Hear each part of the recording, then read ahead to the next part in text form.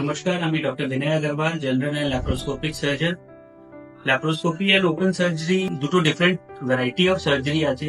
Open সার্জারিতে যেরকম আমাদের আগে আমরা করতাম পেট কেটে তারপরে অপারেশনটা করা হতো, কিন্তু ল্যাপ্রোস্কোপিক সার্জারিতে আমরা খুব ছোট ছোট ইনসিশন দিয়ে ইনস্ট্রুমেন্টস, আলাদা একটা ইনস্ট্রুমেন্ট পাওয়া যায়, সেখান থেকে আমরা পেটের মধ্যে ক্যামেরা দিয়ে তারপরে সার্জারিটা করি।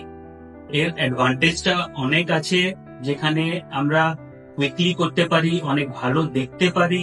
হাই ডেফিনেশন এখন মনিটর আছে আমাদের কাছে, 3 চিপ ক্যামেরাজ আছে, ভিজিবিলিটি অনেক ভালো, অনেক ম্যাগনিফাইড ভিউ আমরা পাই। পেশেন্টের অনেক কম ইনসিশন দিতে হয়, তো পোস্ট অপারেটিভ রিকভারিটা খুব ভালো, and patient next day almost বাড়ি যেতে পারে ম্যাক্সিমাম সার্জারিতে।